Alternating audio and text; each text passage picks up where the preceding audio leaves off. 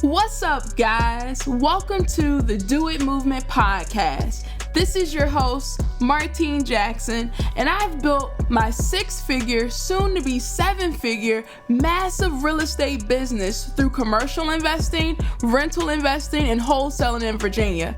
After college, I worked a series of jobs that I absolutely hated and decided to take life into my own hands. What my journey has shown me is one very important thing. Knowledge is not power. Applied knowledge is power.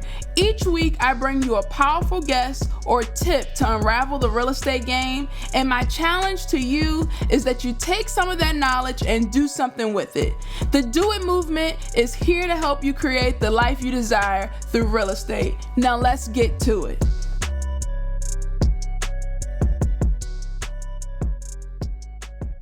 Hello today, Do It Movement listeners. This is your host, Martine Jackson. We have the queen herself joining us today, the queen of cash flow all the way from St. Louis, Kristina Spells. How are you doing today? I'm doing great. Thank you so much for having me again, right? Yes, I am very happy to have you on the podcast again. You know, I had to run you down to get you on here. Everyone has the same consensus. It's kind of ridiculous. But also, for you guys that don't know, she hosts her own podcast, the Do Some Shit podcast, which is the bomb. I listened to a couple episodes of it, and you're doing your thing. Thank you. I appreciate it. So, yeah, thanks for being on. But those that may not know who you are, just give a brief introduction. We know you're pretty famous, so everyone probably already knows you. Everyone already knows you. I'm probably not famous. No. So my name is Kristina Spells. I'm originally from Miami, Florida, but I live and do about 95% of my business in St. Louis, Missouri. I'm very passionate about it, and a lot of times people from St. Louis or from anywhere will be like, why do you stay in St. Louis? And it's usually answered by 2 quick questions, by 2 quick answers. So I usually say I make way too much money to leave. And the other thing is like the level of impact that I can make in a city. So a lot of times, like whenever I'm originally from Miami, so like my dollar, like I'm not as valuable in Miami as I am in St. Louis. So my level of impact can be a lot bigger in a smaller city, even though St. Louis is still pretty big. But that's really what I'm passionate about. We run a nonprofit as well, where we basically help young Black men ages 12 to 24 who have been marginalized in different areas. Most of them have some violence or drug background. So we basically bring their skill set, because obviously they know how to negotiate, they know how to sell, and kind of turn it into a legal hustle. So we angel invest in them and then kind of transition them out on a roadmap like business process. So that's really my passion. And that's honestly why I do real estate. Like houses are cool. I love helping people, but my real passion is to make money so that I can impact on a bigger level. But so I do that. And then I also co-own Profits and Impact, which is a women's mastermind, which Martine attended. And it's a small, intimate weekend retreat that we do. It's Roshana Scott and Crystal Polite. And we basically host a weekend where we kind of pour in everything that we have and don't have into women. So we love it. Our next one is probably going live in the next week or so. It's going to be in Miami in March. So we can share that if anyone's interested. Yeah, it is. It's a really awesome weekend. I attended the first one that you guys have. I'm hoping to attend the next one as well. It's really good. It's kind of, like you say, you're just sharing it all. And we all just, share different things that we've gone through, things that we have done to help the next person. And I feel like it's no better environment than that. So yeah, for sure. And I think also too, I'm like super alpha female. So I'm super like a masculine female, to be honest. But I feel like there's still a lot of things that I struggle with just because I am a female, like balancing like a marriage. I was separated for the last year. And that was really hard transition, like my business was doing great, but then you have this like obstacle that you're kind of facing. And so I always tell people, I'm like, lean into your business whenever something's going wrong, because most people will lean into something else, alcohol, whatever it is. And so like, I've always had an outlet in a business. And so I've always been able to like use that to make more money, to have more impact. And most people don't really know how to deal with those things. So like being able to ask someone like, how do you motivate a spouse, or how do you do these different things? And Crystal's obviously super good at this. I know she's been on the podcast, but so like just having a community of women, like I'm not an expert. I'm an expert at certain things, but I'm definitely not an expert at marriage by no means necessary. Like we just like rekindled. So like by no means necessary am I the expert here, but that's the whole environment. Like everyone's at different places, but because you've been there or you've done things like that, you can really pour into each other. But if you ever have the opportunity to show up in a mastermind weekend, or if you have people that you can do a small intimate mastermind, even if it's for a day, even if it's for 4 hours, you'll learn so much if it's an open environment where no one's like judgy and no one's reserved to give anything. But yeah, right. So that's about me. I'm 28 and I live in St. Louis, and I am the cash flow queen. Yeah. And you have a lot of opportunity in St. Louis too. Like just by going there, I was like, there's a lot of opportunity in this city. So if I were you, I wouldn't leave from investing there either. I travel too much anyways, but I love St. Louis. I feel like there's so many different parts of our city. And I'm trying to see, cause I'm going to do that kickoff, that REI kickoff, which is a networking event in St. Louis in January. And I was trying to see if maybe, cause some people are going to be coming in from out of town, if I can do a bus tour as well. It might be a little bit tight, but it'll be good to kind of like, there's so much that St. Louis has to offer. And like when most people see it on the news, it's for negative things, for being like the most dangerous city in America. I feel like that's all the news advertises anyway. Nothing good on there. Right, so. But anyway, so we were on Facebook one day and we were talking about over leveraging. You're like, stop doing it. So let's have a conversation about this. Like from your perspective, what is over leveraging? Because people are like, she's telling me to stop doing it. What is it? Yeah. So and my perspective is a lot different. So obviously, like I'm not the Bible by any means. This is just my perspective of how I feel that people basically lose their ass. And I buy a lot of notes from people who have over leveraged. And here's the biggest thing. And Martine and I talked about this in detail in my original podcast, is cash flow, right? So you have to have enough spread in there, right? After all your expenses, that can include obviously debt service, where it makes sense for the deal, period. Okay. Right. And the other thing too is like a lot of times people will buy multiple units. Let's just say even one unit is okay because most people can figure out one. But when you start getting 1, 2, 3, 4, 5, 6, 7, 8, 9, 10, like once you start getting into multiple and your debt service is $5,000, $6,000, $10,000, $20,000 a month, when all your tenants stop paying, when things kind of hit the fan, that is when you are over leveraged. But the thing is, before you get to that point is you have to realize that you are over leveraged. So really calculating, just because the bank lends to you does not mean that it is a good fit for you. Right. And I feel like that's kind of the confusion. They're like, oh, I can get, it's like a line of credit. It's like anything. Like, oh, I'm approved for a $50,000 credit card. Yeah, you're approved, but you probably shouldn't use $50,000. Right. Use it for what it is, but within your means that you can actually pay it off. So the way I see over leveraging is just when it can be to the point where you drown, where you're drowning. And it happens to so many people so often where they are drowning in the debt service and their property isn't necessarily cash flowing. So there's not even any reserves set up. There's nothing that really allows you to survive in the event that your tenant leaves. And that's in the most basic, the most basic thing where you have a vacancy.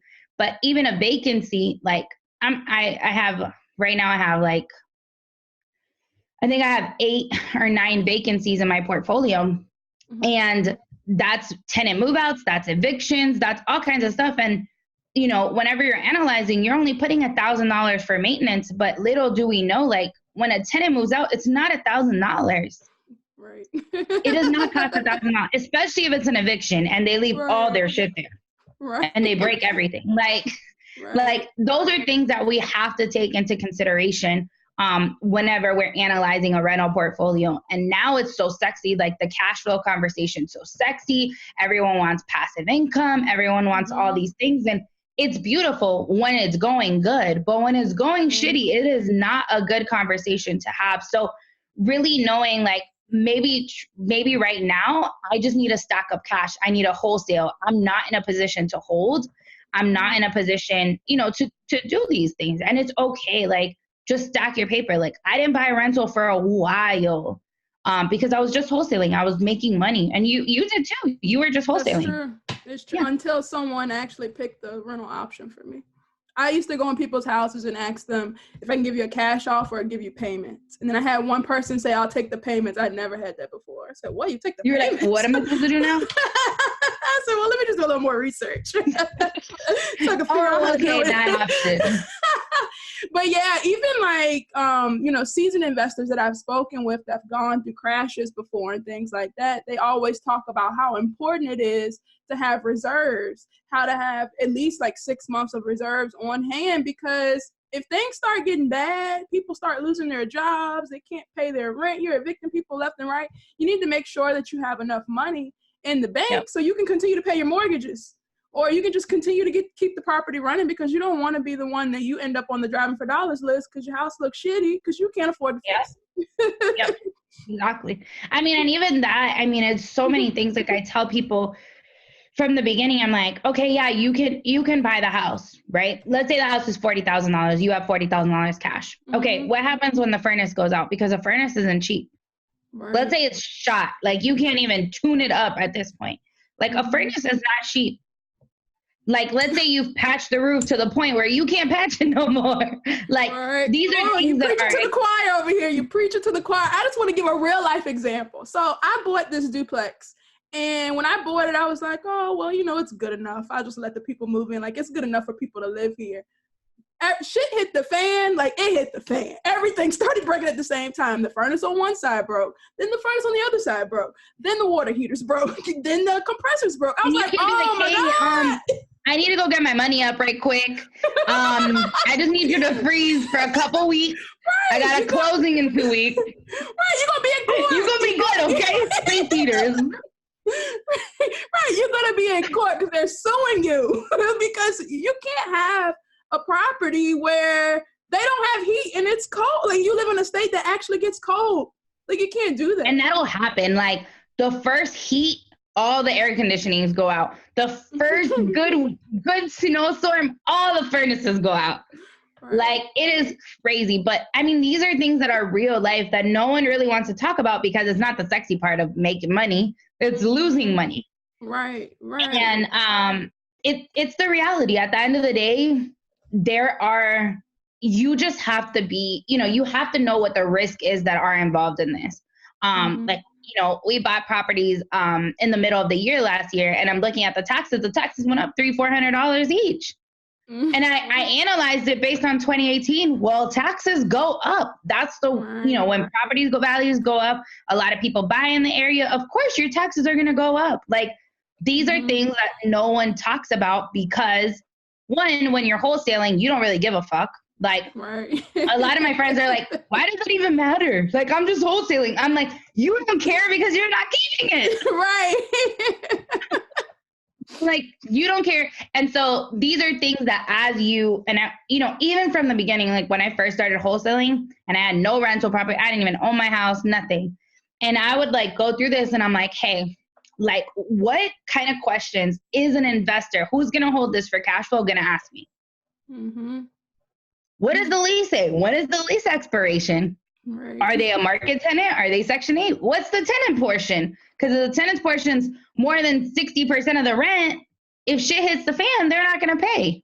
Right. So there's all these questions that you kind of learn as you go that are important to over leveraging. Every dollar counts. Like, literally, when you're analyzing a rental property, if an owner tells you it's $600 a month, obviously this is cheap market, but let's say $600 a month, and the rent is actually $500, that makes a huge difference on your analysis.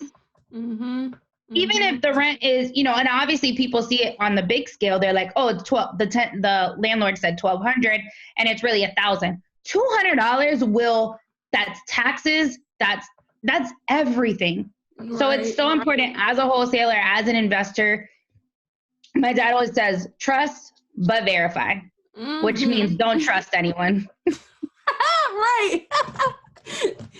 Which means really don't trust at all. So but whatever. It's just for everybody to feel good about themselves. So, like, I remember I was getting this property subject to, and I'm just gullible. I'm just believe everybody for everything that they tell me. So, like, the lady's like, oh, yeah, you know, it's like the mortgage is $1,000. I'm like, oh, great. You know, the rental rate over here is $1,500. This is awesome, right? And then, like, I go and I get her information so I can actually look at the mortgage. The mortgage was not $1,000. The mortgage was like $1,200. That is huge. How did she not notice she was paying $200 more? She rounded down. Well, she didn't pay it, so that's why. She was like, I don't really remember what it was. I think it's 1,000. Right. It's in the ballpark range of 1,000. But so, honestly, this happens all the time. It happens all the time with rents. Honestly, rents is like the biggest thing. Like the landlord, because obviously they want you to pay more for the property. So they'll be like, oh yeah, the tenant's paying $850, $900.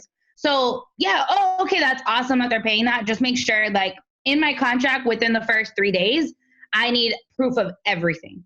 I need proof of rent rolls that they're paying the $900, because I've closed on properties multiple times where the tenant's paying $100 less, $50 less, because we were rushing and we didn't really pay attention. And it happens. Yeah, it happens. It's very common. Like you want to think that, oh, maybe now and then, but no, it happens. Like if you're not checking to make sure that what they're saying is actually true, it's gonna happen to you. Like it's just gonna happen to you. You need to check. I remember there was an investor when I used to work at the title company. So I worked at the title company for a couple years so I can get my game up. And they always used to have the tenant and the landlord get a notarized letter. And in there, like the tenant would, they would send a notary to the house. And it would say, like, I am paying this much. Because if you ever have to go to court for eviction or anything, like, these are things that really happen. Like, It's crazy. It's crazy. But the whole over leveraging topic is really knowing your debt on anything, right? And most people see over leveraging as like taking $90,000 out on $100,000 house. So I don't burr. Do you burr? I do. You do burr. Okay, perfect. So this is a good conversation because I don't burr. And so burr is when you buy, you rehab, you rent it out, and then you refinance, right? So you're pulling out equity from that property. And most of the time what happens is you're trying to get your cash that you actually put into the deal out of the deal, right? Which I'm 100% for. The big problem comes when you take out money that doesn't necessarily exist, right? So equity is something that's good whenever you're trying to say what you're worth, what your net worth is. Right. But it's not necessarily good because it's not tangible, real money. Like you're over leveraging. You are in most cases where you can take out 80%. Most banks will give you 80% of the value of a house, right? Now, if you're buying the property below market value, you're doing a great job and you're getting it 50, 60, cents on the dollar. I personally don't believe that you need to pull that money out unless you're in dire need, shit's hitting the fan, you've lost your job, all these things that you needed to survive and to float. But what happens a lot of times is people will spend that money like it's cash, like they worked for it. Right. And they don't reinvest it back into the properties. They use it to literally like go on vacation. And that is the difference in over leveraging is like the use of that money. Like, are you using it to put all brand new furnaces in your units so you don't have maintenance costs? Like that's a huge difference than going to Mexico for 2 weeks and blowing, all the money that you got out of a refi. But I would love to hear your perspective of it though. Yeah, for refi, I hear what you're saying. Most banks here, they refi you at 75%, but I think it all goes down to the numbers. Like, what is my new payment going to be with me refinancing at this amount. Like, cause I have a good example of a property that we got we got a killer deal. We got the house for, I think, $30,000. It's worth fixed up I think it was like $135 fixed up. Anyway, it wasn't really like a bad house. It just was extremely junky. So it's like we had to get somebody to come in because it was a hoarder. It was like gross, to be honest. Like, I'm shocked the guy even. That's why you got it for $30,000. Yeah, so that's why I got such a good deal. But like, if I were to, I fixed it up, I rented it out to someone, and I think the payments maybe like, because right now I'm using private money, so the payment on that is probably a little bit less than $300 a month. What I like to look at is that what is my pay, like what's the difference? Because now I think cash flow. You're really looking at the cash flow.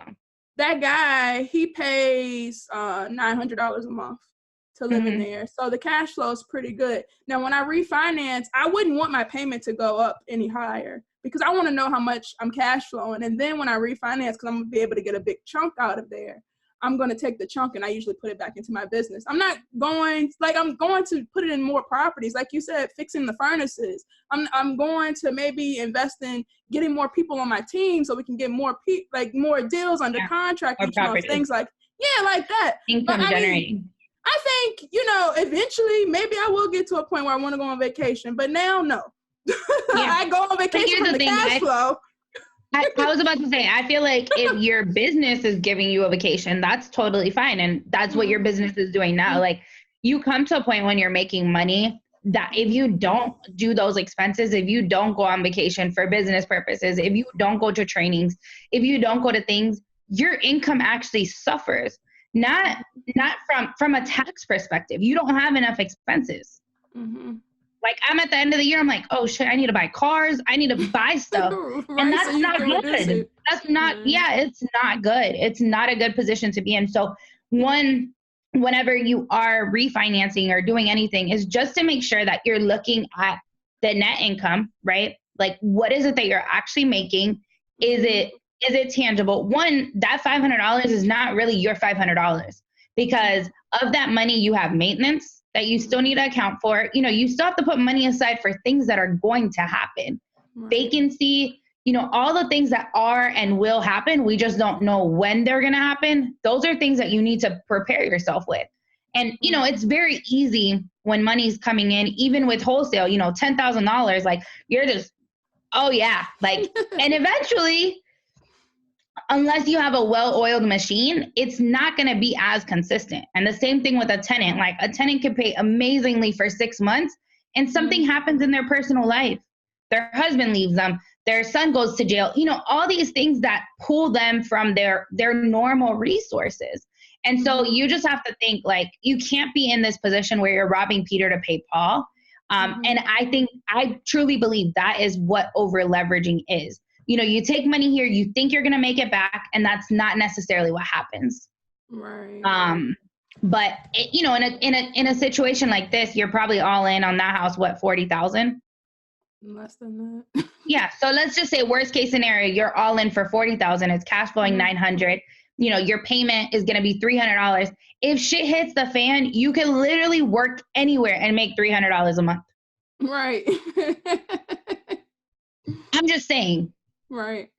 Let's say worst case scenario, $300 is not a tough number. And that is one of the biggest things that when we talk about cash flowing, Richmond, all these markets, St. Louis, the Midwest, Detroit, all these markets where you can buy houses very, very cheap. Just because you live in New York City does not mean that you need to buy a property in New York. Okay. Your money goes so much further in another market that is affordable to you. And I think that's the cycle of over leveraging, because realistically speaking, the average person's not going to be able to buy rental properties that are $200,000, $300,000 cash. You have to use the bank. Yeah, it's true. And also, like, when you get into those higher price points, your cash flow isn't as great. Like, for me, we have a county that's right outside of Richmond, Hanover County, and the houses cost a lot there. And, like, I've had houses there, and I've kind of just learned my lesson because they cash flowed, but it just was nowhere near as good as, like, the Richmond houses. Like, because for one thing, Richmond is going through a lot of gentrification. which a lot of cities are in the United States, and you're still able to get some of these areas. You can get the houses for low. They're going up in value. The rents are pretty good. And whereas Hanover's a more stable market, like they've already reached their peak, and like everything's just expensive. So this is just my perspective. Some people like renting out there. Houses. Yeah, some people like over there because the type of tenant you get. Yeah. Yep. It's safe, yep. you know you're gonna get it, blah blah blah. But me personally, I would prefer to get more cash flow. Yeah.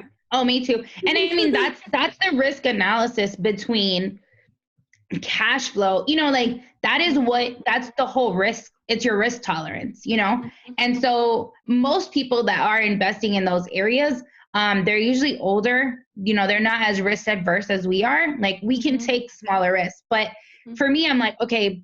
You can buy your house, right, for $200,000. I can literally buy 4 houses for that amount. Right. My ROI is going to be 4 times as much as yours. Right. If we're cash flowing the same amount of money, because most of those houses, your mortgage is going to be $2,000 and the rent is $2,500. Right. Yeah, they're newer houses. You're not going to have as much deferred maintenance. Yes, your tenant pool is a little bit better.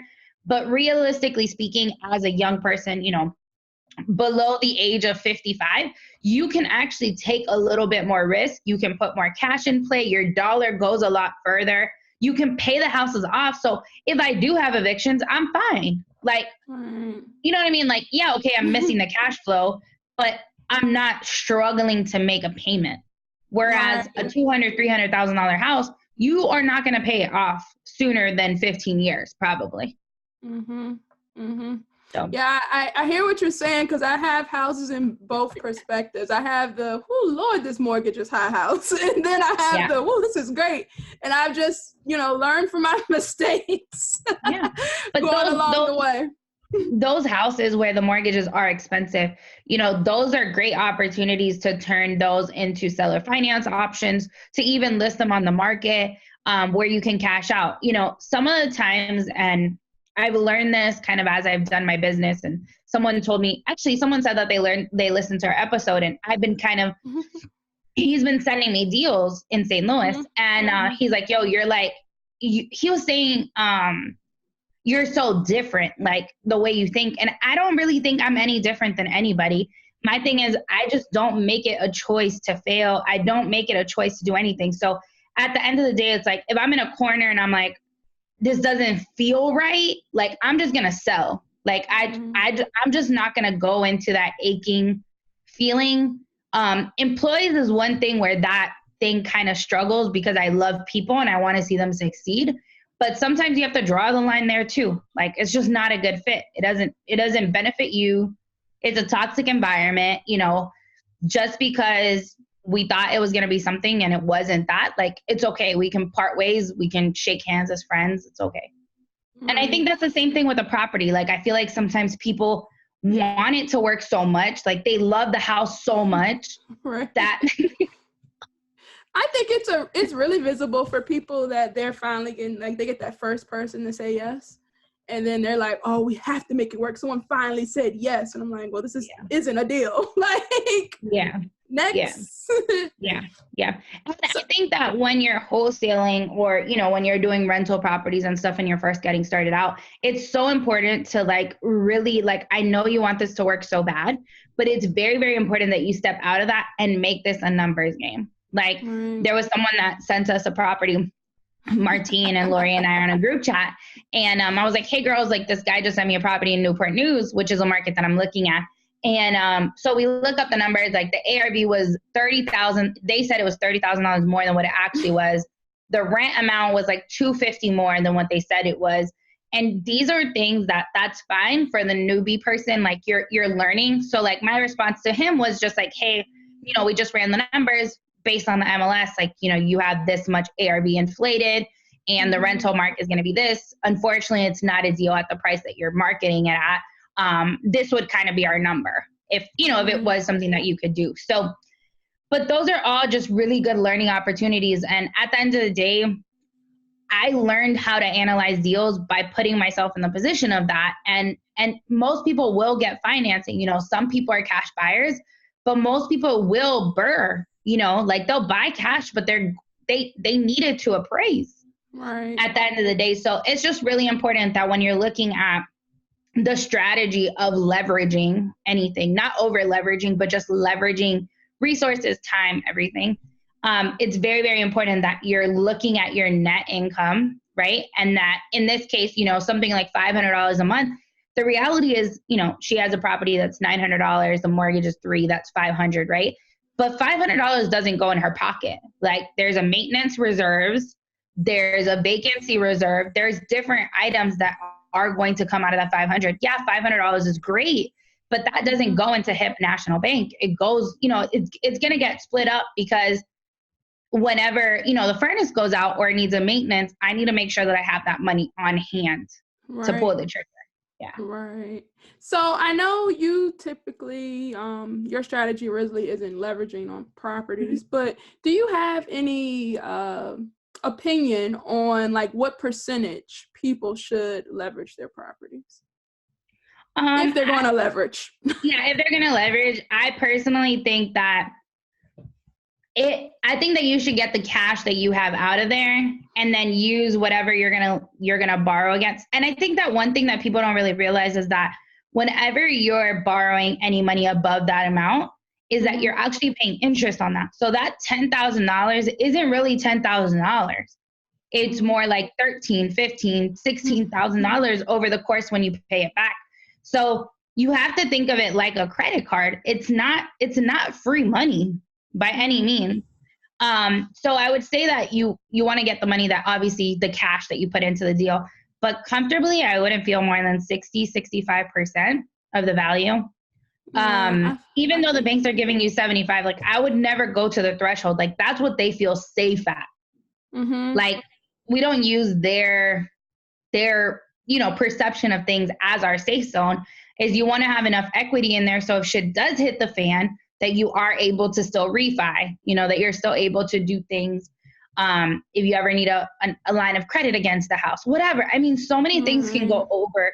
And when you are leveraged at that 75-80% and you can't pull anything else and you've spent it, that's when you end up on my eviction list.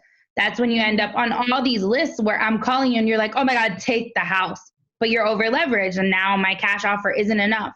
And now we have to go do a short sale. And now we have to do this and we have to do that. So there's always options, right? I always tell people, I'm like, at the end of the day, like there's an option for everything. Like there's a solution for absolutely every situation. There's a solution for it. It just might not be the one that you like. Right. Sometimes it's selling the house. Right.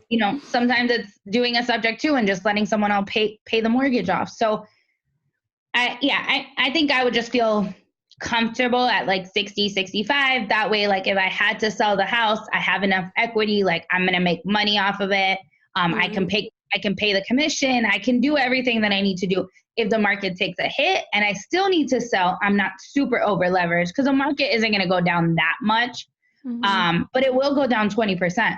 Historically, it'll go down 20%, which is that 80% mark. Right. So if you're at 80%, you're over leveraged and you can't sell. So, you can't sell to a cash buyer.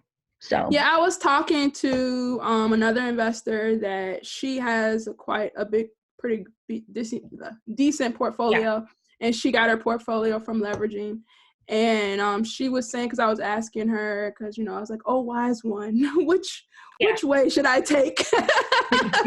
And she was like, you should try, if you're not trying to get to the point where you're trying to pay everything off, you should at least try to get it to 50%. Because like you said, 65, 60, 50%, 50% is just like a super safe conservative estimate. But you're getting to that point where you like you said, if things go down, if shit hits the fan, if you need to get this, if you need to do that, you're in a safe position. You're not going to get to a point where you, like you said, you have to short sell and all those other things. So I think that's really good advice. And I always tell people, like, at the end of the day, like, that is the ability with cash and stuff like that, is that if anything happens, like, technically, right? So let's say I bought a rental property for $40,000 and it's been cash flowing, blah, blah, blah. Like, my numbers I'm still in 20 grand, let's say, right? If I had to take $20,000 just to get myself out of the situation, I could, because I've made that money, right? And so if you're in a situation where there is a mortgage or you are over leveraged, not necessarily a mortgage, but if you are over leveraged, that wouldn't be an opportunity for you. If you were in a desperate case, you would have to bring money to closing. You're going to have to pull money out of a 401k or short sale or take a hit on your credit, which is, when you're an investor, that's not something you want to do, because you want to be able to have access to capital at all times. You want to make sure that your credit's as good as possible, or your business credit, so that that's not a thing. Right. But it's very, very important. And that's kind of, a lot of people will ask me, like, why are you like so much in the single family and small multifamily? Like, my biggest is a fourplex. And the reality is, like, if shit hits the fan, I can sell one really, really fast. Right. I mean, I can throw any of my properties on the MLS right now and make money, and that's just the reality of it, is that I've never been through a market turn. So I don't know what that feels like. So I'm like, okay, I just that needs to stay in the back of my head. Right. Is that and we've never, like, anything that I bought, I'll sell, like, if someone's like, hey, do you have anything like this? And it's in my portfolio and I don't know if I'm going to get something else like it, I'll just sell from my personal portfolio. But, like, for need, there hasn't been a need. And in my syndication, that's a long-term play. Like, that's going to be 15 years probably. So those are just different. It's different perspectives. Like, some people are like, you're an idiot if you don't use credit to buy more. And that's the reality. Like, if you have $40,000 and that's $20,000 down for each house, like, you actually can buy more than one house. Right. So but I really do think it just comes down to that risk analysis. Like, you need to remember that thing that you went, that training where that guy was like, the risk analysis and stuff. Yeah. And the just to touch on the training that you mentioned, like, he makes you take the test first. So you realize how stupid you are. And so then you'll start listening. Like, I just want to, because you think you know everything. Right. Let me just check you up front. Right. So basically what he gives you options. He'll say, would you prefer to get the 15-year mortgage or the 30-year mortgage? And then he'll tell you, like, the different percentage rate that you'll get for each one. And I'm like, I don't know, maybe the 15-year, I'll pay it off sooner. And it's like, my payment will be higher, but at least I'll pay it off sooner. And then, like, he'll go through examples to prove to you that you're wrong. He's saying that, like, from what I've heard from most people is that have been through market turns, because I really like to try to seek advice that people have gone through these things before. And they're saying, get these longer mortgages, because if you wanted to pay them off sooner, you can, but you're not held accountable for that if you can't. And that's the thing about balloon payments. I'm always like, just I know that the balloon payment's going to be, like, it's a lower, like, you're going to get better rates. But the reality is if in 10 years you can't qualify, what happens? I said, just go for the 30. Just go for it. If you want to pay it off early, that's great. Right. And then they also mention about making sure you have good relationships with your bankers, because, I mean, this sounds like a very, like, down conversation. It's like, oh, if the market turns, but, you rather be safe than so morbid. Right? It's like death. Right. Right. It's like, you need to prepare yourself for the worst, hope for the best, but prepare yourself for the worst. Don't be stupid. And I think that's the thing. Well, I just feel like right now, like passive cash flow and cash flow period is so sexy. Like, it's just such, like, a taboo. Like, everyone wants rentals subject to, and everyone wants to buy rentals and all this stuff. And yes, they are amazing. But if I showed you my phone of how much, like, tenants call the property management company. So I have a property management company that basically manages all of my rentals, so that it's not like, no one knows that we own them or anything. And so I have my virtual assistant, who is absolutely amazing. She runs my entire property management company, and they just call for everything.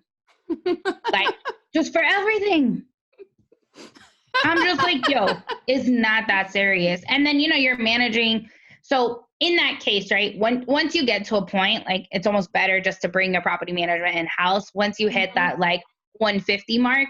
I did it a little prematurely at 120 because I was just having problems with property managers. And when you have a portfolio this size, you really need like a lot of attention because I'm going to question everything. Like I had one time where I didn't approve anything and they went and put a full fence on the property. And I'm like, I didn't approve you to build a fence, to put a new fence up. I'm like, you need to go out there, take the new fence out because I'm not for it. They were so mad. They were so mad. Like the next week they were like, we don't think that we could, that we can meet your standards. I'm like, that's fine. Right. See, we'll just bring it in-house. I was thinking about this anyway. Right. Like, but it's just like, if there's a limit, like I say, like if there's anything over $300, call me. Like you didn't call me. Right. Like I'm not being unreasonable. Like this is my money. Like this is how I live. This is what I've worked so hard for. So, and yes, I understand you only make 8%, and 8% in the reality is not that much money. But my portfolio makes, 8% on 120 houses is a lot of money. So I would just like a little bit more attention, But anyways, but they call for all kinds of stuff. So it's really not passive unless you're outsourcing it. And then at that point, when you're outsourcing it, you still have to manage the manager. Mm-hmm. It's never truly passive. The only time it's passive is you put an ebook online and you just don't market it. You don't do anything and you just hope people are going to buy your book. Right. I feel like that's passive because it's like an online thing. But when you're dealing with people, I don't believe any of it is really passive. Mm-hmm. And maybe it's me because I'm a little bit more involved. I know some people completely outsource it. But at that point, I feel like there has to be a way where you're losing money, where they're approving stuff or they're adding GC fees and they're doing stuff that you're losing money on. And so you can't control everything, but I think a level of control is very, very important when you have a rental portfolio. That's true. Something that has helped me significantly is just setting the expectations up and then not doing what I did before, meaning that like I go in a house and I notice that the furnace is probably going to go out in a couple of months and not changing it. And just change it. Yeah. Just, make it to a condition where things aren't going to be breaking as often. And that's another thing significantly. One of the biggest things that I always tell people, and especially when you buy houses, is like we have sewer drains, because tenants don't care. They're gonna put like oil, cooking oil. They're gonna put like all kinds of stuff down there. And so it's they don't know how it got clogged. I don't know how it got clogged. Ma'am, I have pictures of what you had in there. I see your tampon in here. Like it's not even that, like hair ties, like all kinds. I'm like, this stuff does not belong in the sewer. Like it's just, I don't know. It just doesn't make sense. But that's like one thing that we do like on every single property when any tenant moves in. And I have a thing in my lease that says like after 90 days, if the sewer backs up, that's your fault because I cleaned it. Right. You said like, so you can pay the $75 it costs to have the sewer healed or whatever it is that needs to be done whenever you need it. But I mean, and that's another thing, like just knowing the kind of things that happen in your properties. Like, there's just so many things that can happen. And when you live in a brand new house, you don't have those problems. So if you live in a brand new house, you don't have those problems. But when you live in a rental property,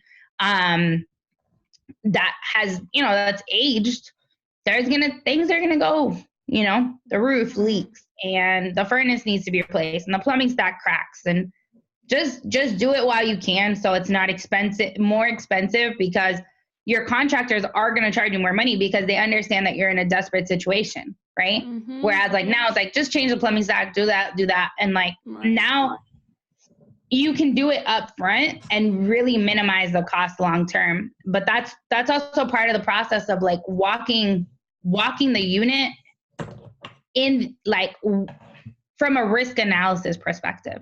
Like you need to know everything. If it has 2 years left, just replace it. Right. Because if that tenant stays there, like it's going to need to be replaced anyways, or at least tune it up, clean it, like everything that needs to be done Most people are going to think I'm an idiot for saying like, just change the water heater if it only has like 6 months left. But the reality is like now it becomes an inconvenience. My tenant could say that they don't want to pay rent. Like now I can't get someone there. You know, there's just so many things that you have to take into consideration. Yeah, but I think that's smart. The only reason I wouldn't change a furnace or a water heater is if the house has a home warranty, because if it breaks, they'll fix it. Mm-hmm. Yeah. And I mean, that might be something that you want to take into consideration from the beginning, right? Mm-hmm. You know, do you want to add that as part of your thing? Most home warranties are $500. Mm-hmm. Do you just want to add that in there? The problem with that, the only problem when you have a tenant is that they're not as quick, right? You have to have certain availability. Like they're going to have to set an appointment, you know, all these things. And you can't really scream at them. Like not scream at them, but like I'm on my contractors. Like, yo, the tenant said you were going to be there at 2:00 and you haven't been there or whatever, you know? Right. So you lose some control, but from the financial perspective, I think it's great if you have an older house, because they do like appliances, they do all main things that could be costly. So if you're a new investor and you don't really have really good relationships with contractors, that might be a really good play. As long as it's part of your cash flow, it shouldn't be a problem. Right. So are there any other tips? I've talked the whole time. I'm out of tips and tricks. No, I'm just kidding. I'm out of breath talking. Yeah. I've told you everything. Well, if there's anything else you'd like to add, you know, before we wrap this up, I'll add one thing. If you aren't listening to it yet, you need to be listening to the Do Some Shit podcast, because you're dropping all sorts of gems on there. So and rants. My last episode was a whole rant. People love it. Yeah, people love it. But no, I think the biggest thing is just to like align yourself and like really listen to people who are actually doing it. And if you don't feel comfortable getting a rental property yet, just like wholesale. Like I always tell people, I'm like, you can learn everything you need to learn by wholesaling. Like you can analyze rental properties, you become super experienced, you see when people are lying to you. So just use that. It's like on the job training. You're making $5-10 grand, like just for learning, you know, and stack your cash up, use it for down payments, you know, build those connections so that you can really, really be like a force whenever you are building this rental portfolio, and have a goal in mind. I feel like for so long, I didn't have a goal at all. And I'm still like fine tuning what my goals are, because goals are just weird to me. But I know that they're super, super like important to get to the next level. For so long, I just keep doing. It works out. Hence, do some shit. I just do stuff. So I would just say like to really utilize like the resources, like the people, go listen to our original podcast, because we really, really dive into how to break down cash flow. And I share my analyzer that I use to look at my rental properties and cash flow and stuff. So if there's anything else, just feel free to let me know. But yeah, Kristina Spells on Instagram. That's where I'm most active. Well, thank you for being on the podcast today. I know it's break time for everyone because it's the holidays. So I'm in my mom's office, and like earlier, you can't really see it. Okay, you see baby Kristina? So I just like moved to the angle with the beach behind. So you guys wouldn't see me. I'm like in my communion. But I really appreciate you being on. Thanks for being on. Thank you. All right. Until next time, Do It Movement listeners. See ya. Thanks, guys, for checking out the Do It Movement podcast this week. I hope we inspired you to make some power moves now. If you haven't already, make sure you follow us for more info on our guests and new episodes at Do It Movement Pod on Instagram and at doitmovementpod.com. Make sure as you apply some of this knowledge, you tag us along the way by adding #DoItMovement so that we can recognize the change makers. See you next week.